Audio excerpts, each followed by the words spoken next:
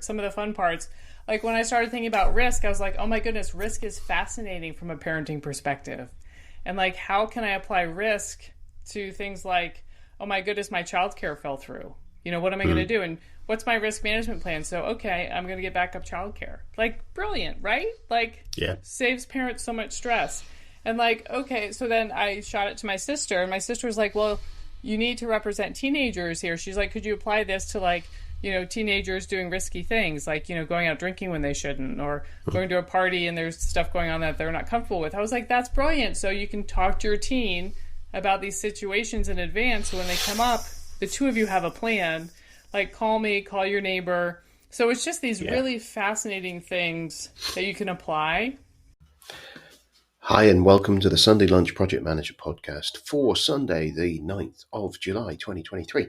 This is your host, Nigel Creaser, and today I've got the second part of my conversation with Hilary Kinney, PMP, the Parenting Project Manager, or the Project Managing Parent. Hopefully by the end of this episode, you'll be able to work out which. Enjoy. Cheers now.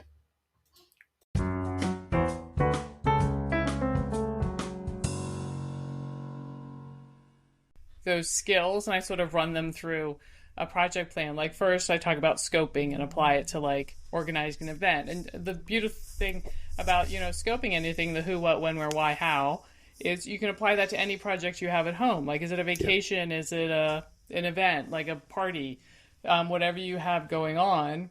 And then I get into the more nuts and bolts of task management and resource allocation and how you can do that at home.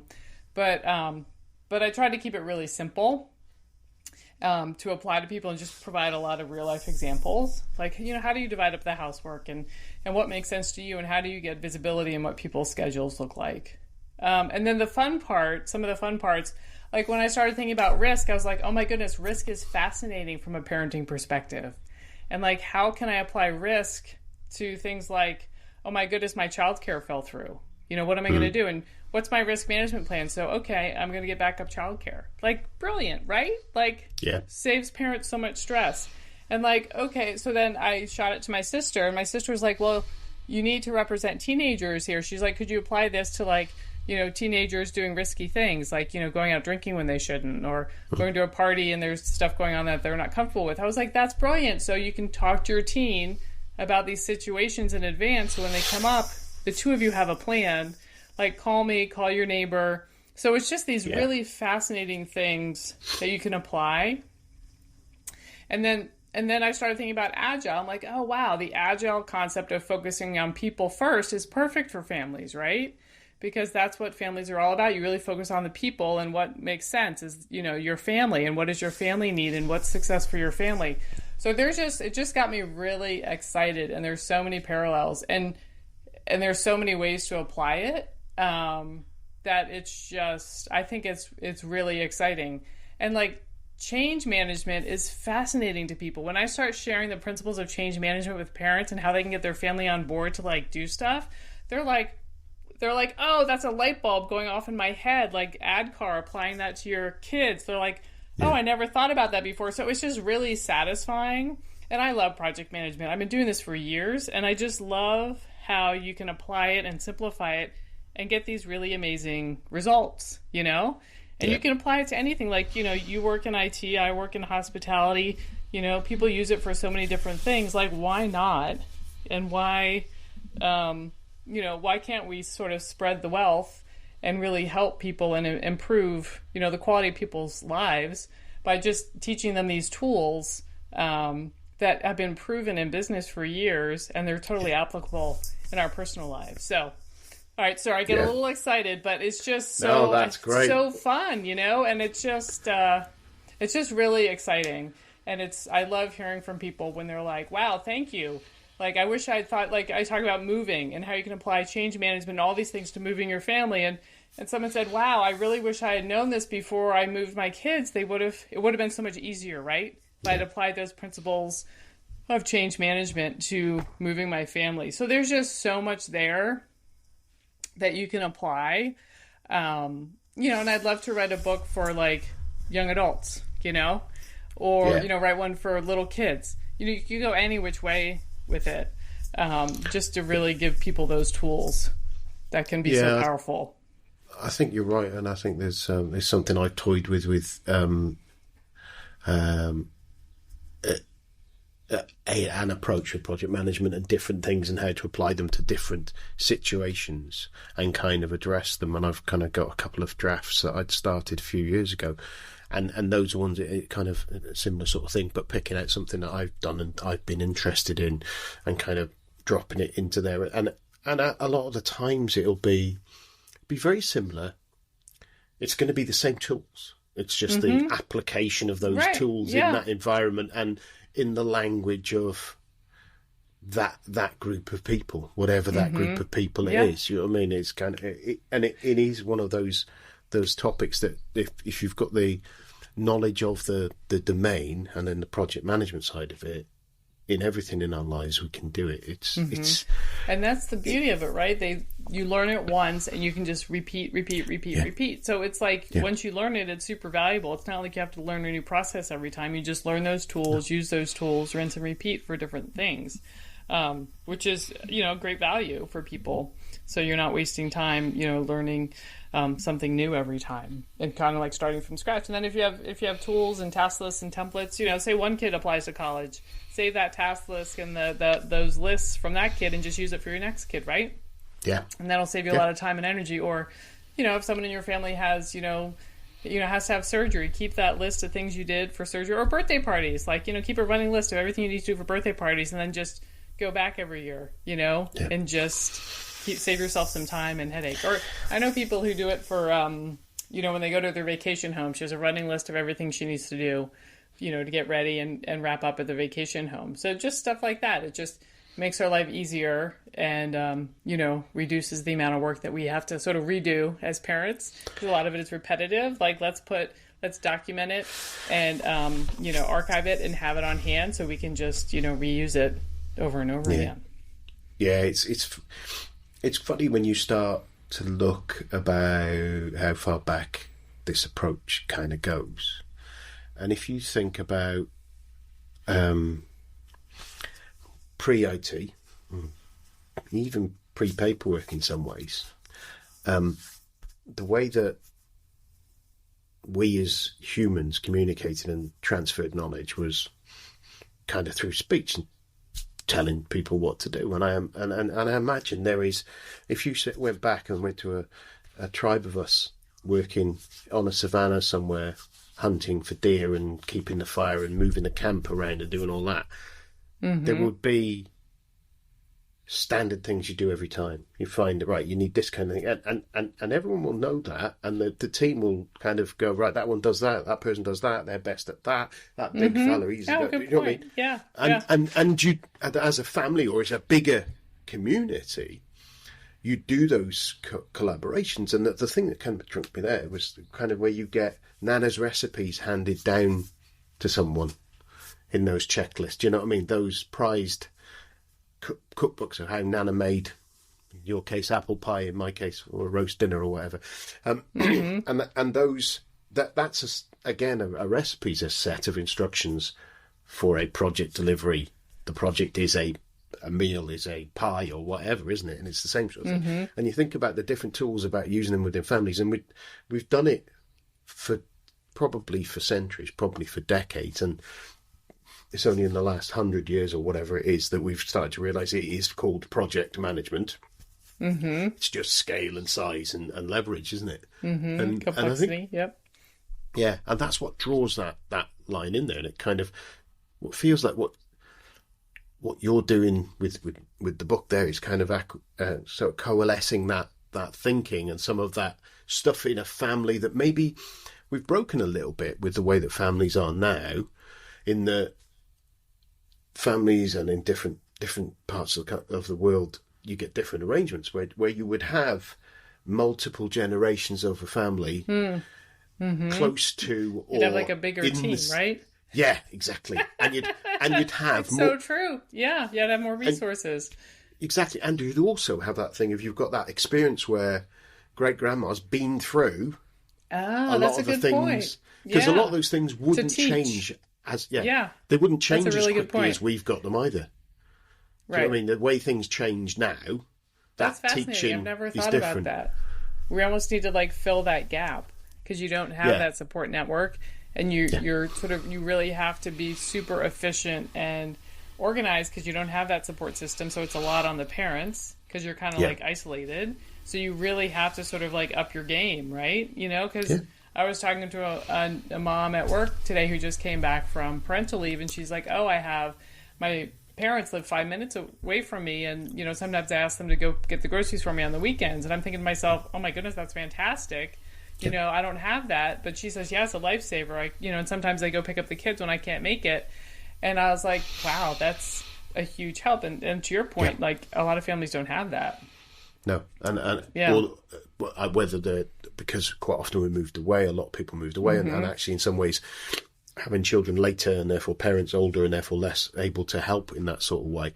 And I think there's it's funny because I'm kind of jumping back to a couple of interviews I've done in recent weeks last week I interviewed a guy called Alexis Kingsbury, who runs a company that does checklists.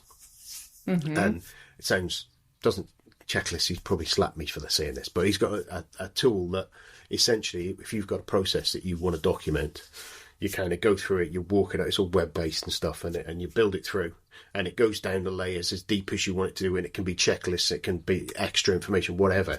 And he talked about using it for his kids and using checklists for his kids for them to get their stuff ready the night before going off to school. And I kind of look at that and think, you can do that, have that check. I just remember my youngest has just got these tiny A4 whiteboards, and she's done she's done this before, but she's just written a morning checklist and an evening checklist, and I don't know where that's come from, but she's got that. So when she comes home from school, sort the dishwasher. Is it bone of contention in our house, the dishwasher? Practice her instruments, do her homework. There's always something, isn't there? And then I go back another couple of steps to Kim Hamer, who we talked about bereavement and about loss or serious illness, and she talked about that community around you, and sometimes I think as parents potentially we kind of feel we need to get on with it, and asking for help, asking for a favour, I certainly know we've done it before now, is hard to do for whatever reason. And in the same situation where there's illness, where there's seriously, where someone says, "Give me a shout if you need anything," you're not going to give them a shout because you feel like you're grown up and you should be able to cope, and it's a sign of weakness. Or you can't think of anything in the moment because you just need to move and get stuff done. Yeah. Whereas and then the people on the outside don't get a chance to help, and they have love.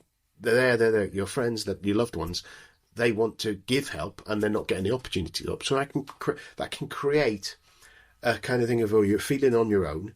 They're feeling as if they don't want you, and then you get that isolation between the two of you. And it can not damage the relationship, but put strain on the relationship, because you're not open to help, and they're not willing to they feel it's not right for them to say, "Right, I'll get you some groceries. I'll fill up your car. I'll take the kids for an hour." And I think in that early part with kids, I've seen it where you go, "Well, you've just had them, brilliant. What do you go and see someone and say, okay, fine, well, I'll look after them. You go and have a sleep. Go and have a bath. Go and have a shower. Just go and sit and watch Countdown or whatever, Jeopardy." And something to rejuvenate a little bit. Yeah. Exactly, and that re-energise. And I think it's funny how it's like being willing to jump in. Yeah. But I think it's almost more of a gift when people just jump in, because often in those situations you're kind of in crisis mode and you can't think, and you don't really know until you're in it. It's not like you have this project plan of, okay, these are all the things that need to happen to deal with this medical crisis, And I would encourage people to just jump in and just drop off a meal, or just say, "Hey, I'll come over and pick up the kids," or give me 3 errands. Because I know a lot of people say, "Oh, well, tell me what I can do to help," and it's not really helpful. No, it's not. Just like, tell me what you're going to do and ask me if, tell me when I can go get your groceries. Just be very specific. Or tell me when I can pick up the kids. Don't be like, "Oh, just let me know what I can do." It's just not helpful, Yeah, and I've got some friends who are who have been in that situation, they just walk in and say, "Right, I'm going to do this. You know what I mean? Yeah, They come in and help when you're in those situations. Well, and it's they kind of just funny. do it, and you kind of go, all right. And they're like the whirlwind, and they kind of, and it's kind of, all right, yeah, okay. And that's what you need. That's what we all need, I think, and as parents. And drawing it back to that parenting, it's similar. Yeah, and it's almost like to what you were saying about community, like, how can we, like, expand our community or a team, or, like, you know, who's on our team, right? And who can we tap into when these situations arise, and just to think through, you know, like, who's in our the school community or the church community or the sports community or the neighborhood that we can call, you know, when something comes up, and that's our team, right? You know, and how can we just be aware of that? So when the crisis strikes and we've got, like, stress hormones on our brain and we can't think straight, how can we act quickly? And I actually have that in my book. Like, you write out who's on your family team and all the people that support your family. So you start thinking through, okay, these are my people, and this is who I can call on, or not just call on, or these are just the people I need to keep in mind if something comes up, to keep them informed, like what's going on. But I like that. I like that thought of, like, that support network, because that's so powerful. And I agree that I think that's why so many parents are struggling, is because it's kind of all on you these days. And at least in the States, we don't get a lot of support. You know, you don't get much parental leave. You know, so there's a lot of talk in the United States about how difficult it is to be a parent, because we don't get the, you know, sort of the government support for it. Yeah. And I think, I don't know the different rate. I know within the UK, I think it's probably quite good, because I think I can't remember if it's extended to 12 months that you can take as paternal leave or something, like certainly 6 months. 3 unpaid. So. Yeah, I think there's a minimum payment, and depending on the organisations, they'll top it up quite often, and that's both maternal and paternal. So it depends who the main caregiver is, has got the flexibility on that. So I think we're quite lucky in that thing. And then the person who isn't the main caregiver can usually have 2 weeks paid as well, but again, it's paid as a minimum work, amount. Yeah, but at least it's something. But it's something, yeah. And I think it is, and again, I suppose, and it goes back to the kind of patriarchal arrangements that we used to have was that there would be one. Historically, it's different, wasn't it? There was always going to be one person at home. There was, and that person was your project manager, right? Yeah, that was it. That's what say that would be the situation where the goal of the guy typically who was working, they came back to be fed, and their job was just to go out and earn money, just to kind of feed it, and that was the job, wasn't it? And it was completely a very different emphasis on what the roles were, and we've changed now. And again, and maybe it's that support network of. Right, I've got a problem. There was a group of other women in the same situation who were able to step in and support. Whereas now that's reduced, isn't it? Because a lot of us are both families are working, and it changes. Although there's still some dynamic there, but it has changed in emphasis, isn't it? Yeah, because I think that's part of how. Like, we got to where we are today, right? And I think it's good to keep in perspective. Like, to your point, like, I used to, back in the day, you know, we used to have one person at home to handle all that project management work that needs to happen, and then the other person, you know, focused on work outside the home. And that was like 2 buckets of work, right? You got outside the home and home, and now we have 3 buckets of work with 2 people working, plus but the home stuff is still there, so you have 3 buckets of work, but it's still only 2 people. Yeah. So you've added all this extra stuff that needs to happen, and you know, unfortunately, with finances the way they are today, you know, it's kind of it's the new normal, right? So I think that also shows the need where we didn't have that need as much before, because we've got more work to do, you know, and you know, the same amount of resources, you know, which is a classic project management issue. So, but I think to me, that makes me feel better, because I'm like, okay, it's not that there's something wrong with me as a person, that I'm just not as productive as they were back in the day, or it's not like there's, you know, it just shows me that just the way things are set up now, it's just harder for parents, right? Yeah. And it's nothing, you know, this or that. It's just the way it is. And anything we can do to help each other out, or tools we can share to make it easier, let's do it. And if we can use these tools that we use at home to make life easier, I think it's really necessary just to keep our head above water, right? Because it's really busy. There's a lot going on. Yeah, anything to make it easier and less stressful. And especially obviously through pandemic and things like that, as you said, that sort of catalyst for your thinking on this, and that extra stress everyone put on was huge. Yeah, and that was and that was we talk about pressure from just two people working, and then you add the pressure of, I have to be a school teacher too. That's the fourth bucket, and then I need to be the care provider. That's the fifth bucket. So you move from 3 buckets to 5 buckets of work. And it was insane, right? Yeah. And it's interesting, like you look at the statistics, at least in the States, quite a few women left the workforce to take care of that workload at home. And it just shows you that is work that needs to be done. And it's, as project managers, we know there's limits to how much work you can get done in a limited amount of time. And it's just a perfect example of constraints, is there's only so much you can do, right? And the thing I love about project management is you can just be super realistic. Okay, what's realistic? Okay, have we reached our threshold? I think the whole super mom, super dad thing is dead. Like, it's not realistic. Let's just be super realistic about what we're capable of. And not only think about the work, but just think about our physical health, our emotional health. Do we have enough time together as a family? Am I seeing my spouse? Am I seeing my kids? Like, what's realistic and what makes sense? Because, each family has different needs. And how can we set it up and just look at things so that we can have the quality of life that's, realistic, within our, budget parameters, and just how can we do things differently in a way that makes sense, for us, and, sort of have some quality time together too.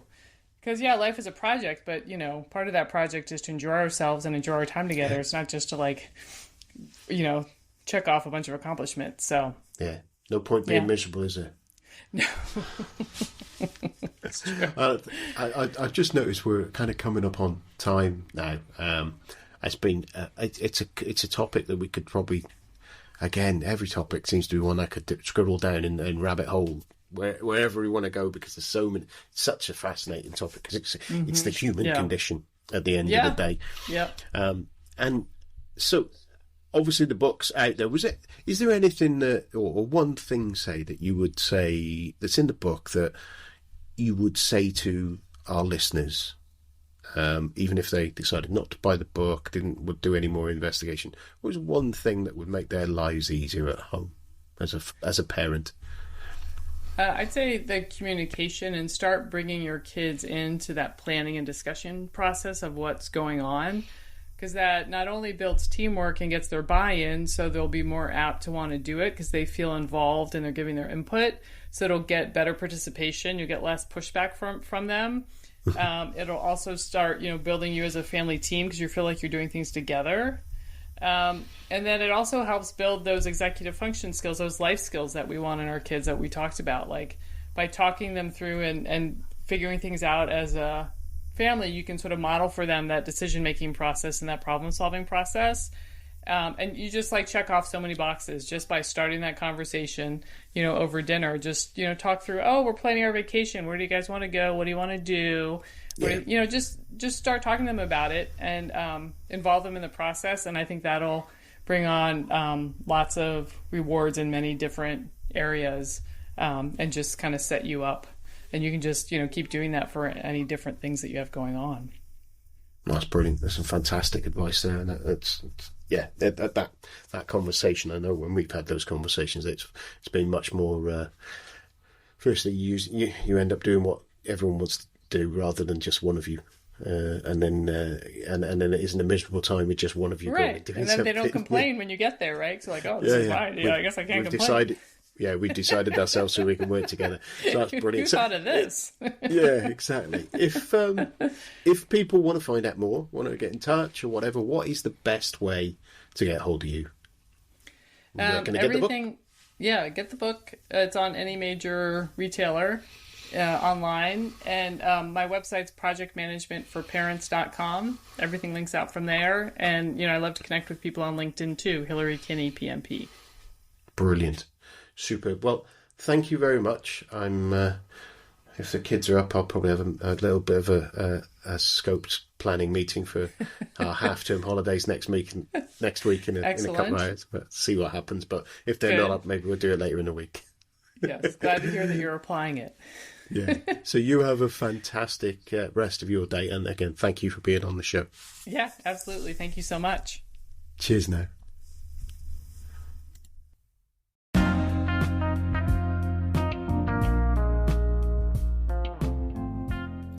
And I hope you've worked it out now. Is Hillary a parenting project manager or a project managing parent? And I think I put something in the show notes about, not the show notes, if you're on Spotify, there's a question and answer there, interaction thing, about how you use your project management skills in your jobs, in your parenting, and how those sort of different skills blur across. I'm really interested to hear.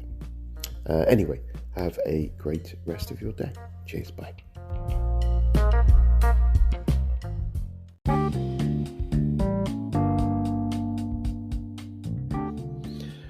So this is my final wrap up. Every week you're going to hear this. You're going to get bored of it, but you can always click next podcast if so. If you have enjoyed it, if you listen to this podcast to the end of this show and you think that was great, I'd love to be able to help Nige out. There are loads of ways you can do it. The first and obvious way is to share the podcast, send it out to people. If you know colleagues and friends who'd benefit from it, you think they'd enjoy it, just send them the link. Grab one of the links or send them to www.nigelcreaser.com/podcasts. That's www.nigelcreaser.com/podcasts, and that will push them over to a Linktree link, and it's got all of the different ways they can consume the podcast. If you are feeling generous and have a big bag of cash, you could grab a copy of one of my books. Obviously, they're available in all the usual places, in print and digital. Again, jump on the website, www.nigelcreaser.com/shop, and that will give you a list of all the different ways that you can contribute and grab copies of the book. Also got links to all my guests' books on there as well, where I get a little bit of a kickback from them. If you are of a sporting mind, I have a number through doing some of my judo and running antics. I've managed to secure a few affiliate links and affiliates there as well. So in there, somewhere in the sponsors page, there's links to those as well. So clicking onto those and grabbing if you're looking to get super fit, then that would be fabulous as well. And I get a little kickback from those. I have a Patreon account. It's patreon.com/sundaylunchpm. So again, you can ping something in there, buy me a coffee or whatever. And finally, obviously the most important is coming back, listen again, because the more of you that come back, the more visibility I get, because there's more times that it's downloaded and all the SEO works and things like that. So yeah, that's it. So if you can help me out, I would be much appreciated. If you can't, don't worry about it. Thank you very much. Cheers now. Bye. Well, it's goodbye from me, Nigel Creaser, and it's goodbye from him, the Sunday Lunch PM. Goodbye.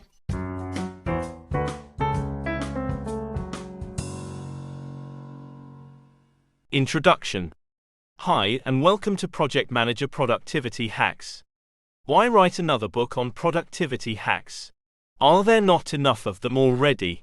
The trigger was my interview with Sarah M. Hoban for my podcast, the Sunday Lunch Project Manager Podcast. Plug. Find out more at www.nigelcreaser.com/Sarah M. Hoban.